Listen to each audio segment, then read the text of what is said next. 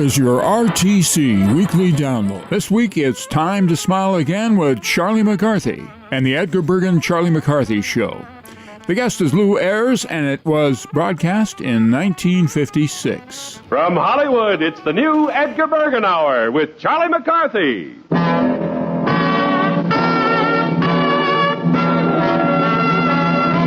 Now, clip your Bergen, so help me, I'll mow you down.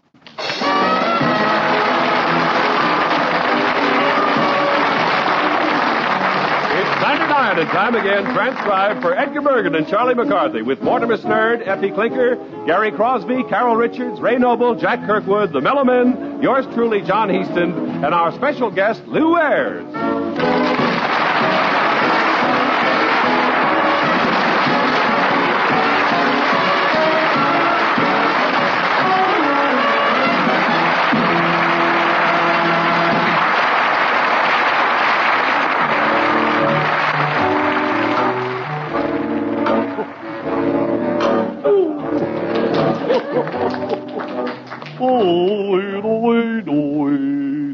Oh, should old acquaintance be forgotten? I forgot it too, yeah. Mortimer?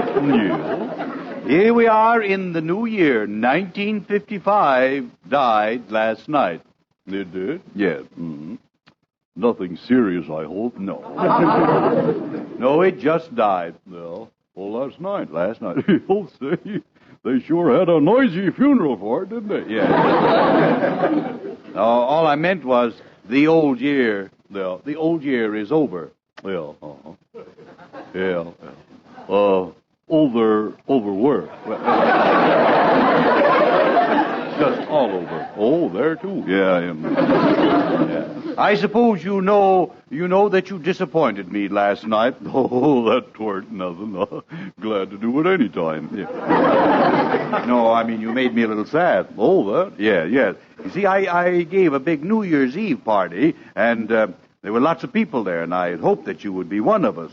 I'd be one of you? Yes.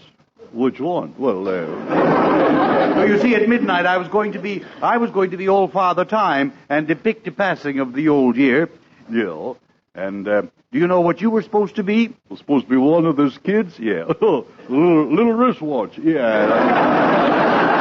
No, Father Time, you see, he doesn't have any children. Oh, he doesn't? No. Well, how can he be a father? He's been celebrating too much, I think. Well, you would have enjoyed the part you had to play, and it would be very easy. All you had to say was one line. Well, all you would have to say is, Happy New Year. Well, yes. You could remember that. I imagine so. How does it go?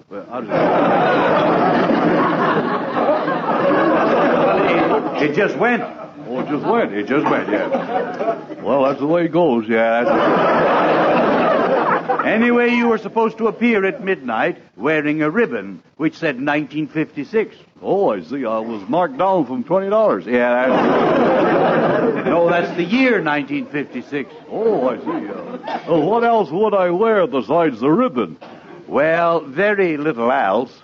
Oh, yeah? Oh, you mean you was going to have me come out there wearing my bathtub suit? Yeah. You want me to walk around kind of au gratin? Yeah, I think so. Well, it was an acting opportunity. I don't know about that. Yes, you could have shown your versatility. No. You know, everybody dressed up in a costume. Why, you could come in wearing a funny face. Yeah, well, with me, there ain't no choice. Haven't you ever worn any kind of a costume? Well, once, yeah, in a play, another fellow and me, we went as a horse. A horse, yeah, a horse. Yeah, fun, yeah. What part of the horse did you play? Yeah, well, that's the way it goes. I played the half that didn't smile much.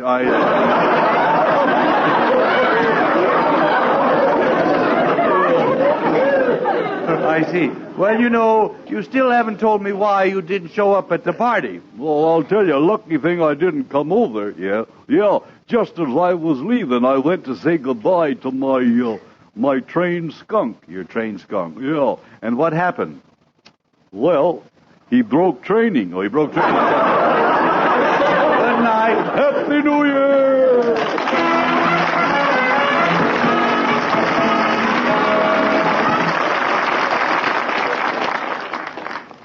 Now, for a vocal interlude, our vigorous and vivacious vendors of song, the Mellow Men. And let's start the new year right.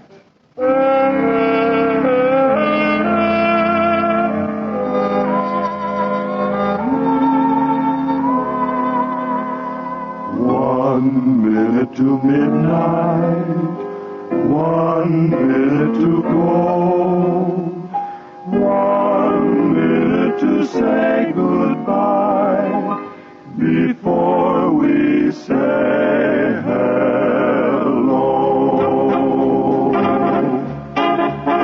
Let's start the new year right, 12 o'clock tonight.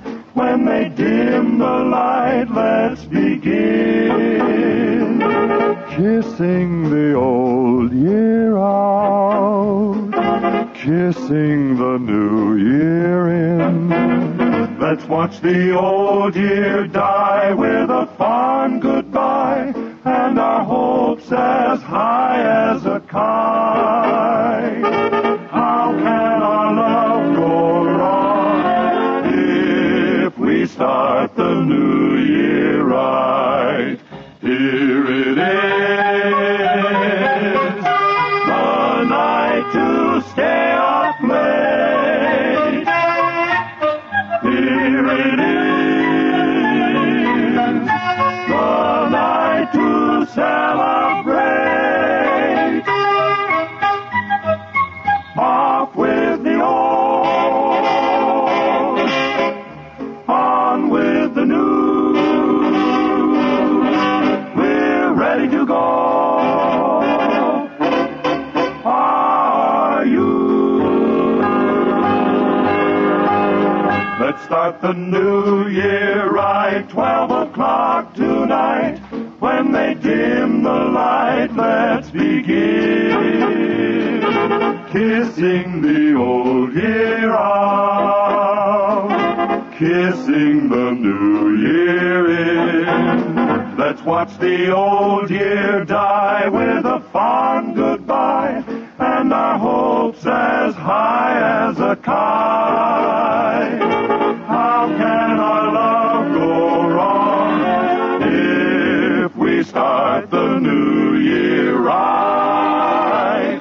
If we start the new year right.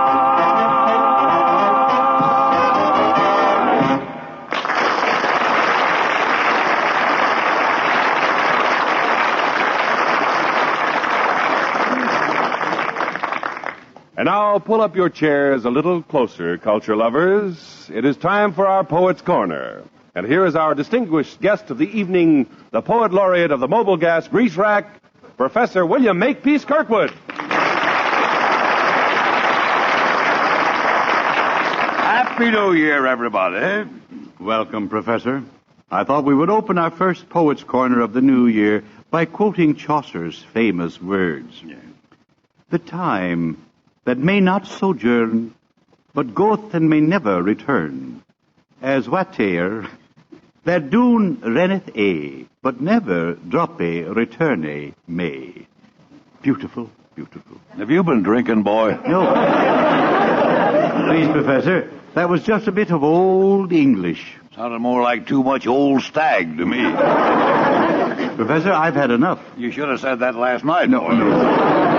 You sure must have hung one on, you know. I'm surprised at you, Professor, not recognizing the work of the great fellow poet like Chaucer. Oh, Yes. Chaucer. Oh, of course. I didn't hear you the first time. Why, he's an old pal of mine. A pal of yours, huh? Sure, old Chauncey boy. yeah. Why, I had dinner with him just last week. With Chaucer? Yes. Uh-huh. For your information, Chaucer died over 500 years ago. He did? Yeah. I thought he wasn't looking well.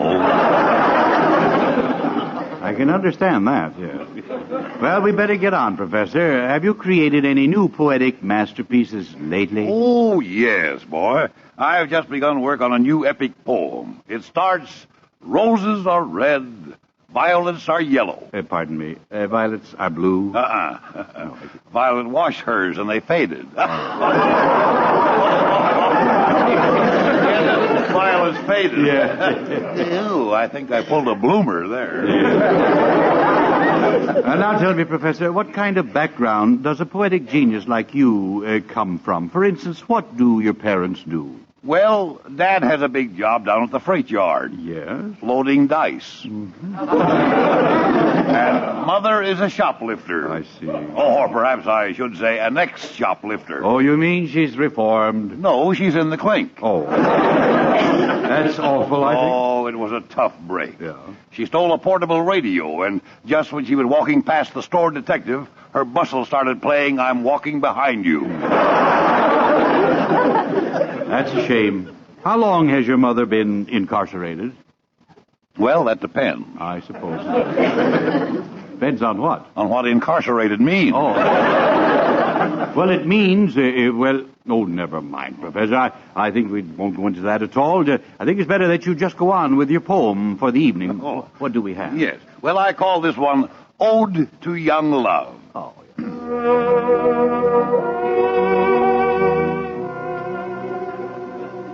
When you and I were 17, remember, dear, I do, your gingham gowns and chestnut curls and laughing eyes of blue.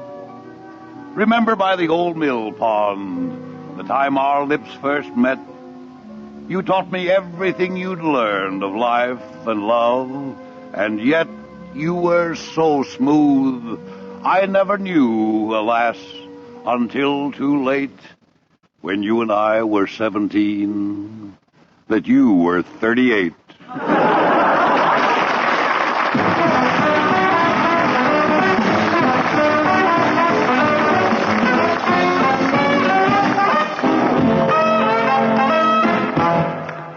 And now here comes Carol Richards racing the Super Chief in on track 9 as she sings Let's Go Down to the Station.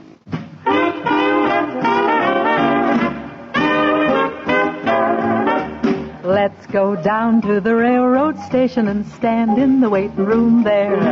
We can hug and kiss in the railroad station and no one will even stare. But won't they be surprised at the railroad station when we don't go anywhere? Ha ha, we don't go anywhere. We can hug and kiss and hug. I'll admit it's a deep, dark plot. But when you're standing in a railroad station, you can get away with a lot. Ah, you can get away with a lot.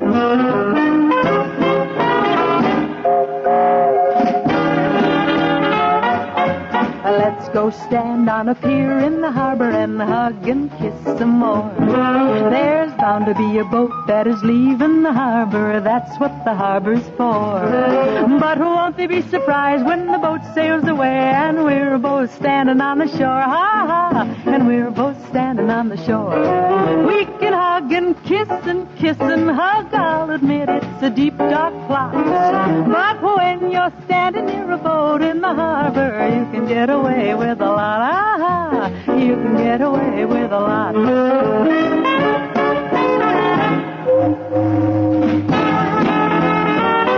Oh, let's go out to the nearest airport and hug and kiss goodbye. We can hug and kiss for over an hour and no one will wonder why. But won't they be surprised when they find out that we don't intend to fly? Ha ha, we don't intend to fly. We can hug and kiss and hug. I'll admit it's a deep, dark plot. 'Cause when you buy a plane in the airport, or you're standing by a boat in the harbor, and when you're standing in a railroad station, you can get away with a lot. Ah, you can get away with a lot.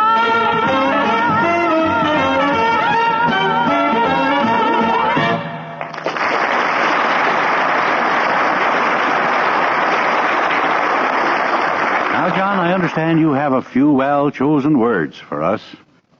Is someone you love suffering the torments of faulty hearing? Yes, I said torments. Then here is wonderful news from the famous electronic laboratories of Zenith Radio Corporation.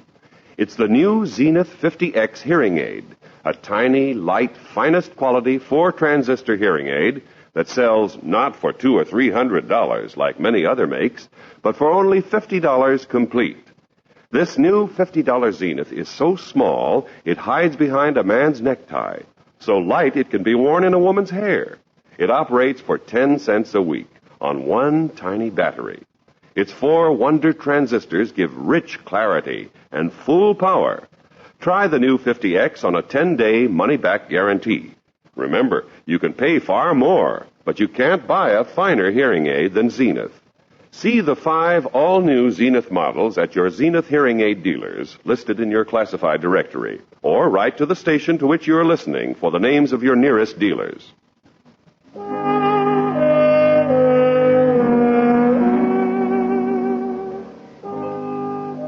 Lovers and would-be lovers, young and old, gather round as once again we bring you our Advice to the Lovelorn department. And here to guide you with her nuggets of romantic wisdom is the girl who wants to join the Canadian Mounted Police ever since she heard they always get their man, Miss Effie Clinker.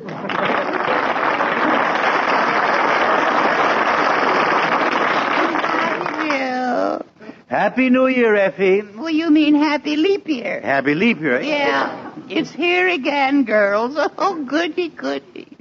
It's like having a free hunting license. Yes, I know. Well, here it is, 1956. Yes, it is. Was 55 a good year for you, Effie? Well, now, I'll admit I made lots of mistakes. You made mistakes. Yes, I did. Especially with men. With men, yes. And don't think I didn't enjoy them. I see.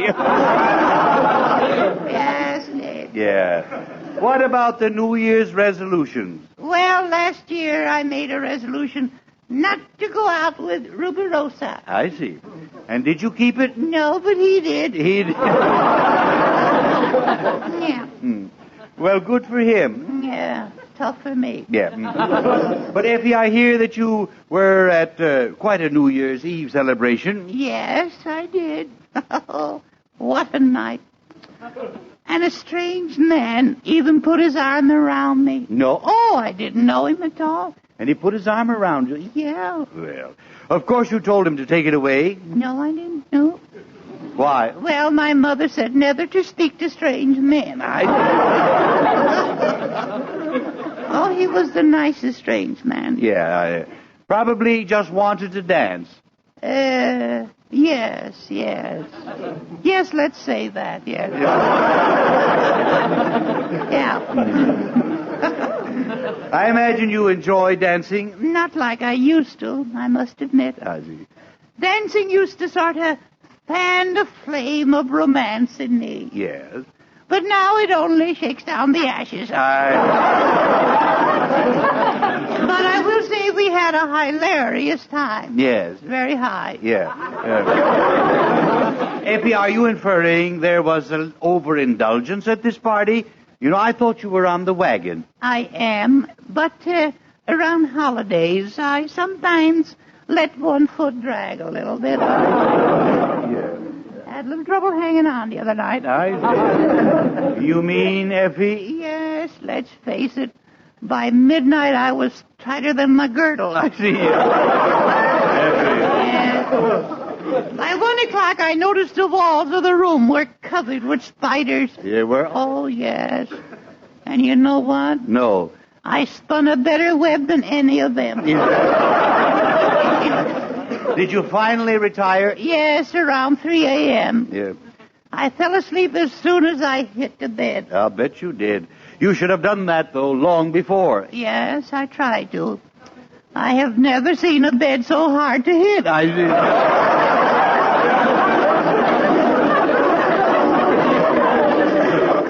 Oh, you silly girl, you. Yeah.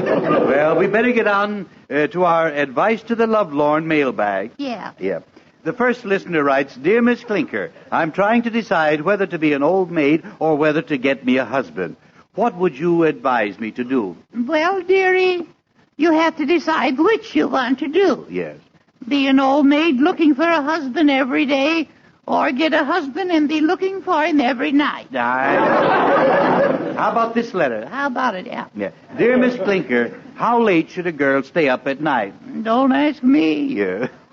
I was out after 2 last night. You were? Didn't catch either one. Another one? Dear Miss Clinker, do you ever go out with a man who kisses and tells? Sure. Yeah. At my age, I need all the advertising I can get. And this is the last letter we have time for. Dear Miss Clinker, the man I'm going with is very mean to me sometimes. What shall I do? Well, my advice to her, dearie, is this. Yeah. Teach him a lesson he'll never forget. Marry him. Yeah. Do you have any final advice for the ladies in our audience? Yes, I do, girls. Be very careful when selecting a husband. Many women marry a man for life and find out he doesn't have any. Yeah.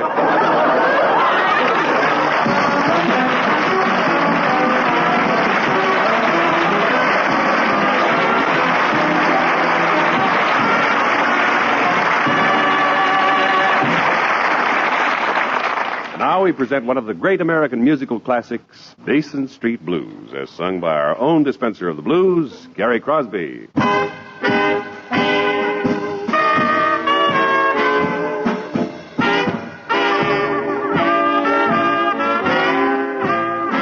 Hey, won't you come along with me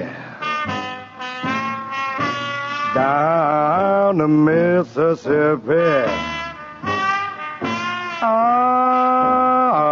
We'll take a boat down to the land of dreams, steam down the river down to New Orleans, where the band's there to meet us. Old friends to greet us. That's where the light and the dark both meet. Heaven on earth, they call it Basin Street. Oh yeah, well, Basin Street is the street where the elite always meet. Down in New Orleans, the land of dreams. You'll never know how nice it seems or just how much it really means. Have to be, yes sirree, where welcome's free and dear to me. Where I can lose my Basin Street blues.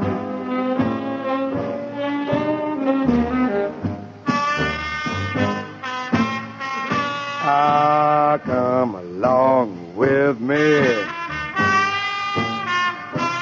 down the Mississippi.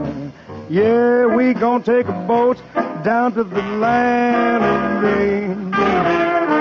Steam down the river down to New Orleans.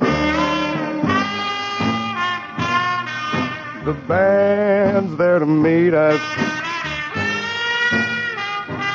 Old friends to greet us. Where all the light and the dark both meet. I want to tell you, Daddy, Basin Street. Oh, yes, well, Basin Street is the street where the elite always meet down in New Orleans, land of dreams. You'll never know how nice it seems or just how much it really means. Yeah, glad to be, oh yes sirree, where welcome's free and dear to me.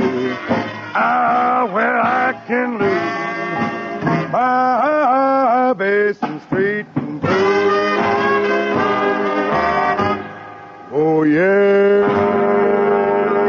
Daddy.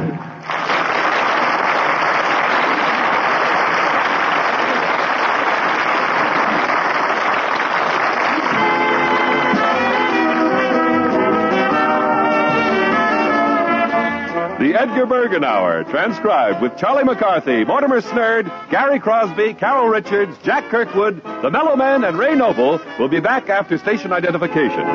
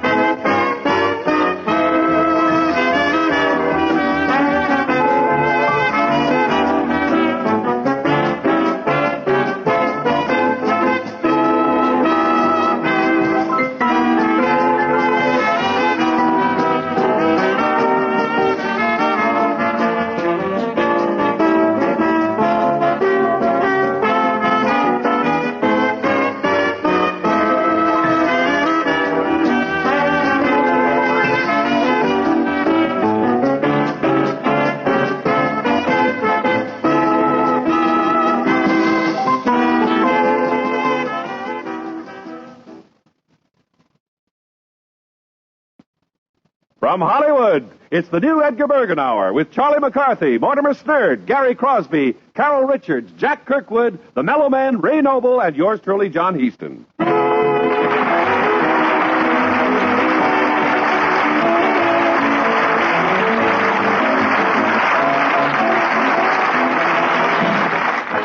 And here they are now, Edgar Bergen and Charlie McCarthy.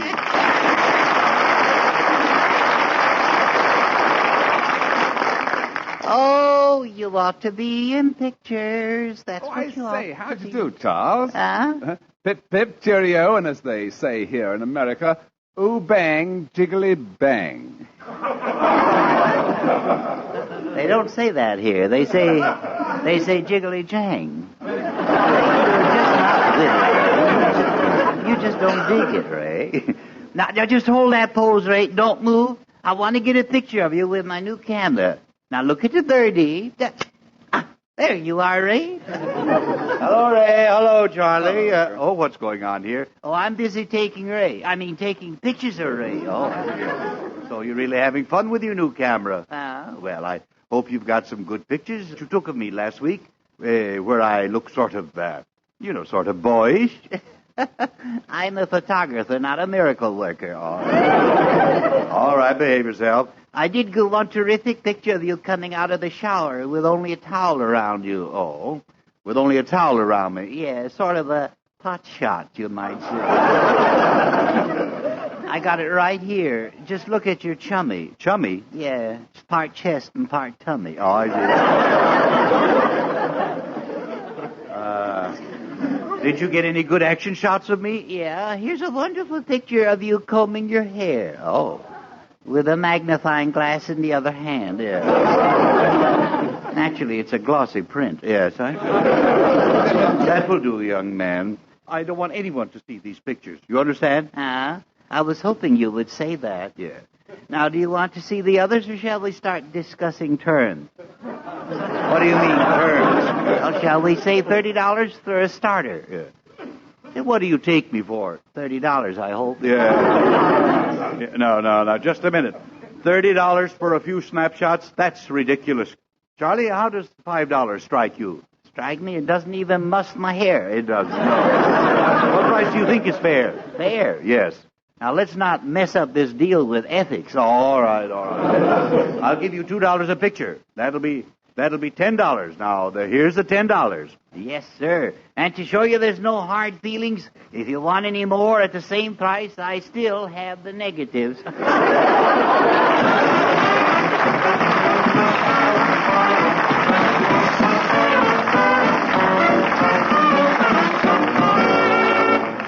Now here's our young crooner who is growing up, but evidently not fast enough, Gary Crosby and the Impatient Years.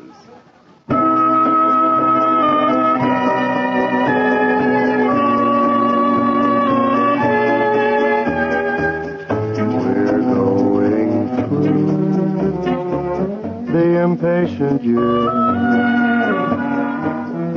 the years when the days seem twice as long. restless and sighing,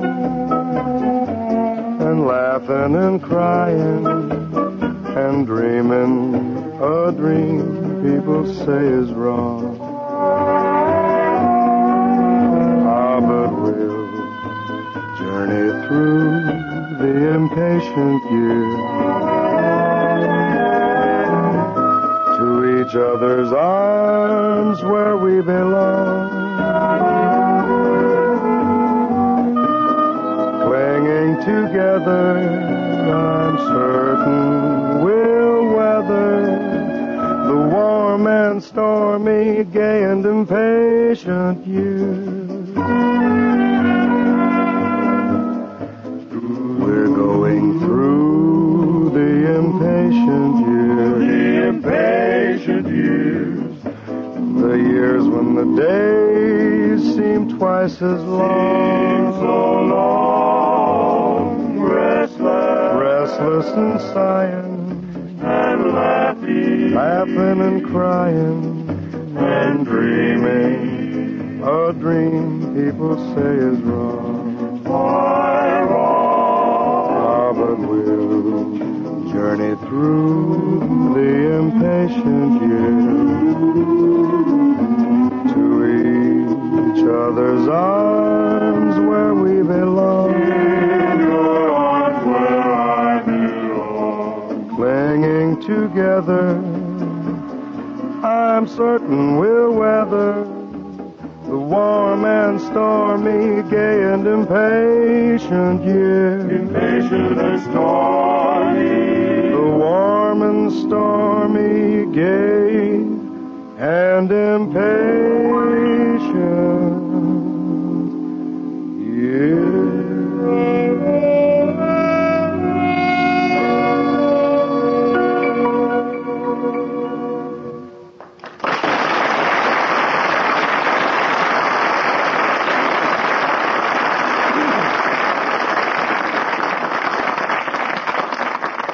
Ladies and gentlemen, tonight on the Meet the People segment of our show, we are highly honored in having with us one of Hollywood's most distinguished actors. He is the star of All Quiet on the Western Front, and more recently the Dr. Kildare series, Johnny Belinda, and many others. However, for the past 2 years, he has been busy completing a film concerning a subject that is very close to his heart, the world's great religions. I'd like you to meet Lew Ayres. Thank you, and good evening, everybody. Well, Lou, we're very happy to have you with us this evening, and I understand that your color films on the world's great religions, titled Altars of the East, are now screening at the Carthay Circle Theater and meeting with great acclaim. Well, thank you very much, Edgar. And I think it's unusual that an actor of your stature in the motion picture industry should leave the screen to make a religious series. How did this happen? Was it a long-time dream with you? Well, no. Making the pictures was an idea that occurred to me only a couple of years ago. But for many years, I've been interested in the world's great religions and have studied their basic doctrines for a long time. Yes. Lou, what actually did you set out to do when you decided to make these films of the world's great religions? Well, of course, I started to make only one film. But the materials were so vast and the subject is practically endless that it eventuated into a film 5.5 hours long, without even touching on Christianity. Well, what religions do you include in the series? Well, the first section presents Hinduism, Sikhism, Jainism, and a sequel on the Parsis. And the second evening deals with Buddhism as practiced in Siam, Burma, China, and Japan. The same program also includes Taoism and Shinto. And the third evening is devoted to Judaism and the religion of Islam. Well, Lou, could you give us a brief description of some of these religions? I suppose we could try, Edgar, but it's a tough assignment. Just give us a general idea. Now, for instance, Wheel of Karma. Isn't that right, Wheel of Karma? Hinduism. Yes. Well, what about that? Well, it's one of the oldest living religions, Edgar, dating from about 3000 B.C., and confined to the people of India, supporting the caste system, has 300 million followers, teaches one supreme God with a host of lesser gods. Its principal beliefs are the laws of karma and reincarnation. Yeah, now, what is the meaning of those last two laws, then, Lou? Well, karma is divine justice. And the doctrine of reincarnation states that each man must be reborn on earth countless times until he has succeeded in perfecting himself. Now, what about Jainism? Now, that's a reform on Hinduism. It began about 2,500 years ago. It outlaws the caste system and Hindu rituals. Today it has about 2.5 million followers whose principal concern is the doctrine of non-injury to any living thing. Now, what about Buddhism? Well, it's also a reform on Hinduism and also started in India about 2,500 years ago. It supposedly has about 500 million followers throughout Asia. And does not teach about God at all. It believes in man's immortality and claims we all will be born again and again until we have perfected our souls. Well, just how does one do this? According to the Buddhists, by renouncing all the pleasures and concerns of life on earth. I see. And then this then makes a person eligible for heaven. Well, you could say that. They call it nirvana, Edgar. I see. And what would you say about this Islam? Oh, well, that's said to be the fastest growing religion in the world today. It has about 350 million followers of the teachings of Muhammad, who was born in Arabia around 500 A.D. They accept many Jewish and Christian prophets and teachings, although they have their own interpretation and scripture. Uh-huh. And then there is, you mentioned, yes, the Koran. Oh, that's what they call the scripture. That's right. Now, what about, is it Daoism? Yeah, Taoism, that's right. Isn't that Chinese? It is. And these were the teachings of a philosopher named Lao Tzu, who lived about 500 B.C. His followers made it a religion after his death. I had the Taoist Pope on the film, by the way. Oh, well, here's one more, Lou. What about Shinto? Shinto means way of the gods, Edgar, and this refers to all the kinds of religion and folklore which were specifically originated on the Isles of Japan. Now, you have film sequences on all these subjects that we've talked on? Oh, much more than this, Edgar. Well, I understand you interviewed the religious leaders of the world, too. What were some of the questions that you asked them? Oh, I wanted to know what they felt about religion as a unifying force for world peace and what they felt their part might be. Also, what were the central teachings of their religions. Now, just why have you devoted so much of your time to the study of the world's religions? Oh, Edgar, we search for answers to life's problems in many ways. The arts, the sciences, and they help. But for final answers, we must turn to religion, more than any other field. Good. What, in your opinion, is responsible for the resurgence of interest in religion today? Well, some of it, I believe, has to do with the world's spiritual insecurity. Yes. Life has become so urbanized. We seem to be living in the midst of billions of strangers, and one of the questions we ask ourselves is, can I matter? Or who am I in all this crowd? And a return to religion can help. Well, perhaps a spiritual awakening, you might say, a return to basic faith could help to answer such questions. Now, what do you think is the outlook for the future of the world as to religion and peace? Oh, who knows? That's a very big question. Certainly we have it in our power today to destroy ourselves. Destruction could come in a way we've never known before. It's pretty grim. I think we have that much freedom. However, my own inner faith in the presence of God inclines me to the optimistic view. Yes. I also think it's up to each of us to do what he can to prevent this catastrophe. Well, two of our popular national magazines, Life and Look, have been publishing articles on the world's great religions and explanations of what the various Christian denominations mean. Yes, such information can be most valuable in helping to give a better understanding of other people's viewpoints. Yeah. Isn't that one of the main objectives you had in making your films, Lou? Well, that's part of it, sure. At least one can always hope. Surely tolerance is good, and understanding between men is good. Mm-hmm. Perhaps in a very modest way, these films will help to promote world peace.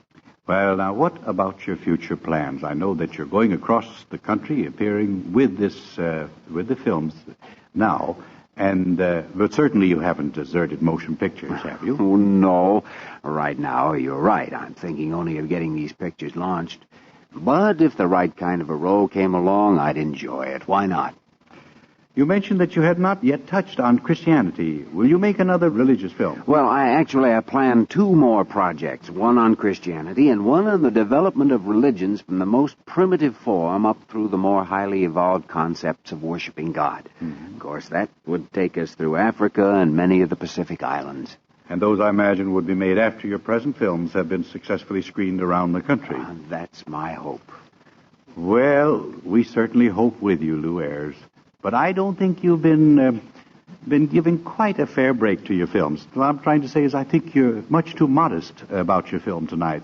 And I'd just like to quote what the critic of the San Francisco Examiner thought about your inspiring film, Altars of the East.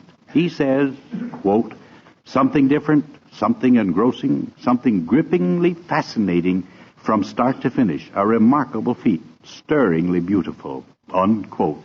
I think that's pretty good. That's what one critic said, and the audience are agreeing with that feeling nightly. Thanks for being with us tonight, and good night to you, Lou. Thanks, Edgar. Good night, everybody.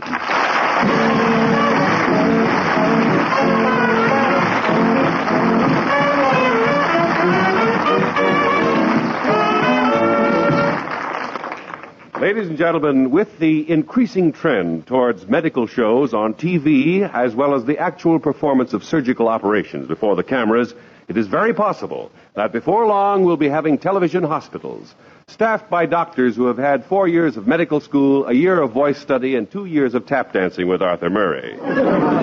So come along with us as our special events department gives you a look into the future, and we visit Dr. McCarthy's television hospital.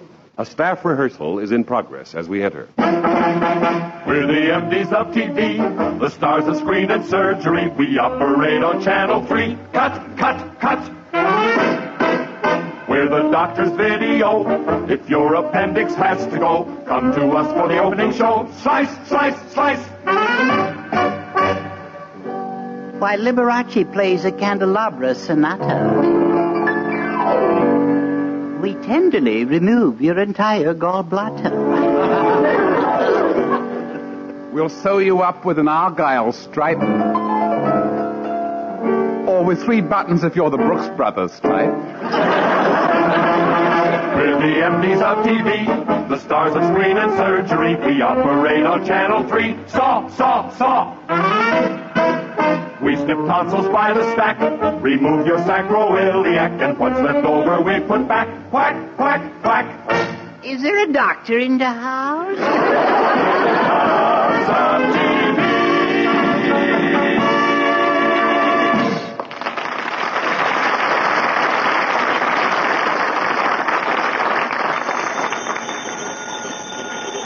Hello, Dr. McCarthy's Television Hospital. Oh, it's you, Dr. Harris. Oh, quick, tell me, how did the operation come out? Oh, this is awful. Terrible.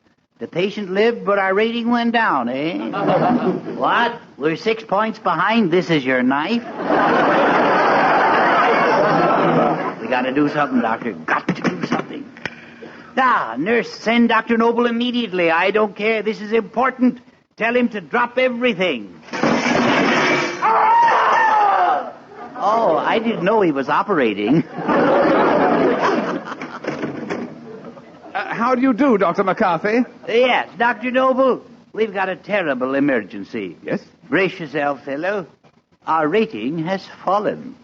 Oh, heavens to Betty Furness. Yeah. Chief, I think our only solution is to turn our next operation into a quiz show. What? Yes, a quiz show. It'll be a smash. We'll call it You Bet Your Liver. No, a quiz show won't help us. Don't you remember what happened to our last one? Take it or we'll inject it. Remember that one? All right. Well, how about a dramatic show? Four-Scar Playhouse. No. But we could get Humphrey Bogart and do the Novocaine Mutiny. Oh, cut it out, will you, Doctor? Cut it out. Oh, that reminds me, old boy. I've got a patient on the operating table. Well, pip-pip, tally-ho, and Forest Lawn. He must be sniffing his own ether. What am I going to do to raise our TV rating? Yes, what is it? The new intern from CBS is here? Well, send her right in. Maybe a beautiful face will do the trick, too. Hello, I'm Dr. Richards. Yeah. Down, blood pressure, down. How about a kiss, honey? A kiss, please. Remember, you're a doctor, and I'm a doctor. Haven't you heard of socialized medicine?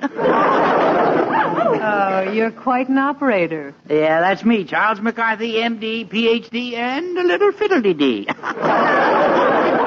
Oh, please, doctor. Yeah? I hear you want me to help with your TV operation tonight. This is right, yes. Dr. Richards, I've checked you, and you've had best marks in medical school. And here's your outfit.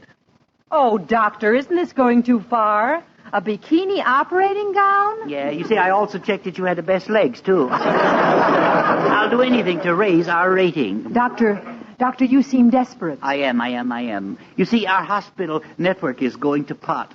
Here, I'll switch you to our studio viewer, just to show you the type of programs we're turning out lately. They're not good, you know. And now, Dr. McCarthy's TV hospital brings you another heartwarming episode in the life of Becky Hockenridge, girl patient. The real-life drama of one woman's fight against hangnail. Yes, awfully small-budgeted show. I'll try another channel, another studio here. Hurry up, folks. The clock is ticking. You only have 2 minutes left. Dr. McCarthy, what's happening? Look, there are 200 people operating on one patient. Well, that's our audience participation show. It's awful. Our programs are so bad they could even make a germ sick. Yes. Huh? He's here? Oh, our guest surgeon for tonight's show. Good, send him in. A guest surgeon? Yes. We brought him directly from Vienna. The great Leopold von Volkswagen. What an honor. Is this the place? Yeah, this is the place, yeah. Are you really the eminent Dr. Volkswagen? Yeah, with white ball tires. I just came from a very unusual operation. I removed a man's tonsils, liver, and kidney. And what was so unusual about that, Doctor? He had measles. But my life is at it, I cut out the spots. You cut out the spots? Yeah, you should see him now. When he drinks water, he leaks like a shower. Sounds like a good act. But what do you do for an encore? Oh, that's simple. Blindfolded, I remove anything the audience requests. Last week at Low Sauerbraten, I took out 4 gallstones, an appendix, 3 livers, and 4 adenoids. I don't believe it. You don't? I show you my scrapbook.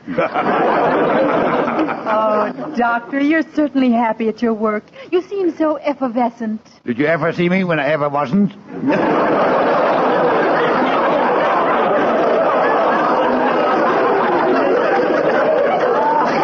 Maybe I should have gotten Pinky Lee instead. Now, look, Doctor, we need something sensational for our show tonight.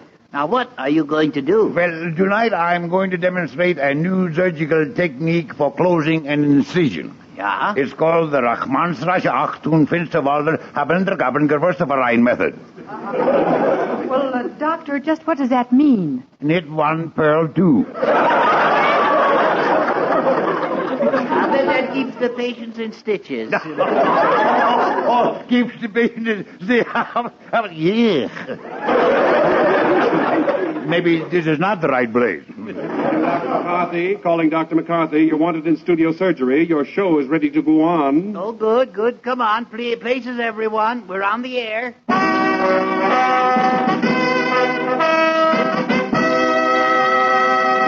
Ladies and gentlemen, Dr. Charlie McCarthy's Television Hospital presents your Sunday evening operation with special guest stars Dr. Carol Richards and Dr. Leopold von Volkswagen, sponsored by Sludge-O Soap. Good evening, everybody. We are ready to start the operation. Doctors, let's wash. When I wash, I always use Sludge-O soap. Yeah. Sludge-O soap contains that new magic ingredient, dirt. It's the perfect soap for clean people who have nothing to do on Saturday night.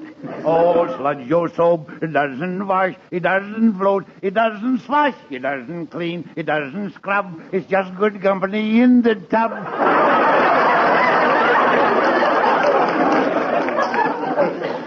And now, on with the operation. Here is tonight's patient, Mr. Gary Crosby. I'm sick, doctors. You must help me. I've got fever, chills, a headache, a backache. I'm dizzy, and I've shooting pains and a sore throat. How do you like that? Them that has gets. It looks like an emergency. We better check his throat. Take over, Dr. Volkswagen. Yeah. Tongue depressor. Tongue depressor. Probe. Probe. Somebody with a long finger.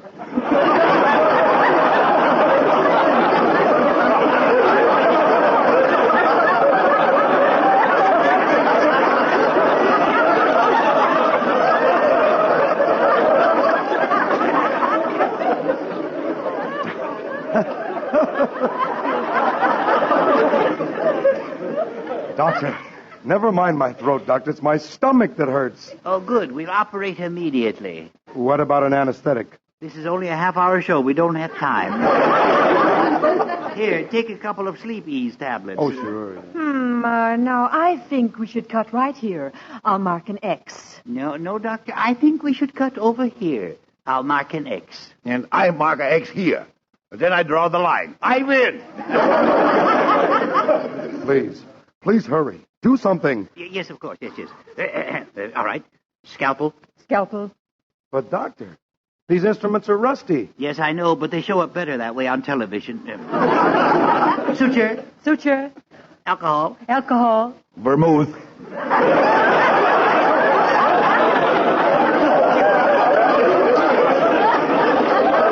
Vermouth? You want me to drink this stuff straight? Doctor, I'm sinking fast. Uh-oh. Clamp. Clamp. Iodine. Iodine. I'll have some more vermouth.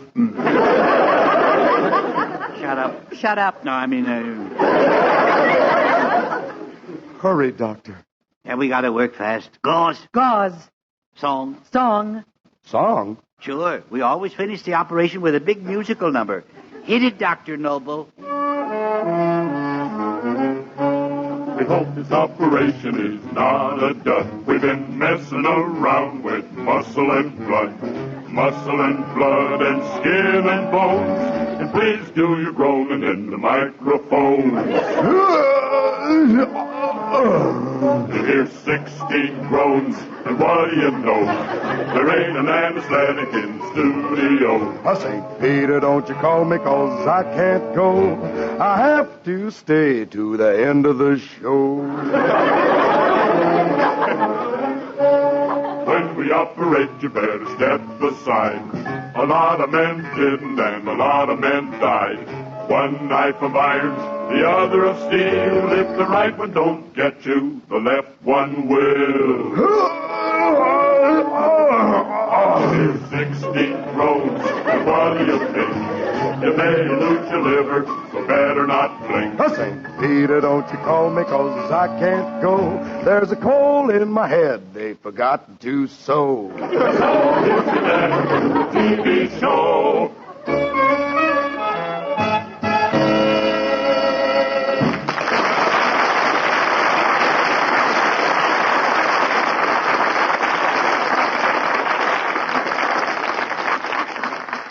Oh, and they call his dad the groaner. Well, the operation is over, and we removed everything. Tell us, Mr. Crosby, just what was wrong with you? Nothing. Nothing? That's right. I just wanted to be on television. Hello, Dad. Hi, Lynn. I'll be right home. That's without what the he money. thinks. We're the cut-ups of TV. We operate hilariously. Every Sunday night you'll see us kill 'em on Channel 3.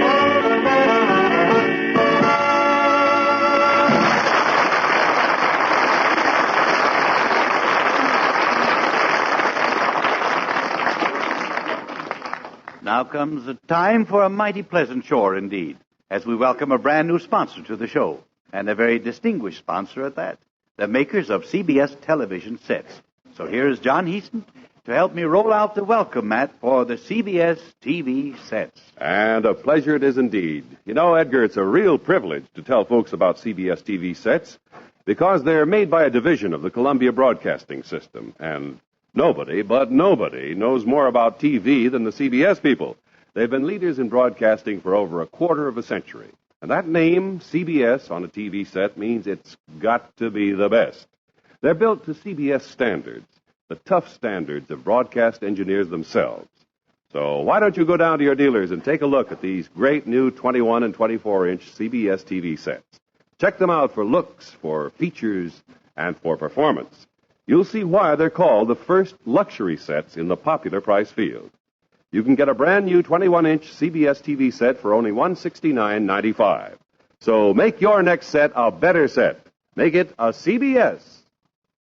And now, here is Edgar Bergen. And now it's time for another bit of sage advice from our rural philosopher, Mortimer. And here he is with Snurd's words for the birds.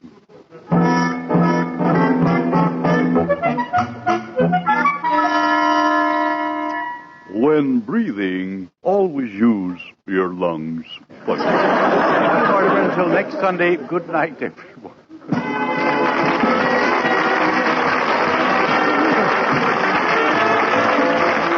Remember to listen to Edgar Bergen with Charlie McCarthy, Mortimer Snerd, Ray Noble, and the entire ensemble next Sunday at this same time. Tonight's Edgar Bergen Show with Jack Kirkwood, Carol Richards, Gary Crosby, and the Mellowmen was produced and transcribed in Hollywood by Sam Pierce. Script by Cy Rose, Hilda Black, and Zeno Klinker. This is John Easton speaking.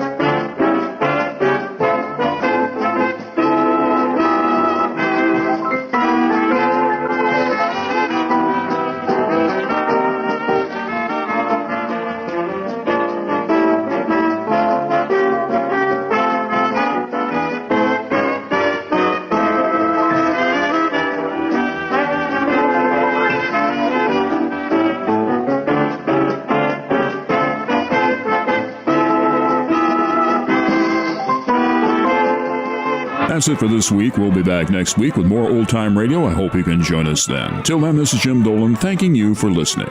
The RTC Weekly Download is produced by Chris Stone and Jim Dolan.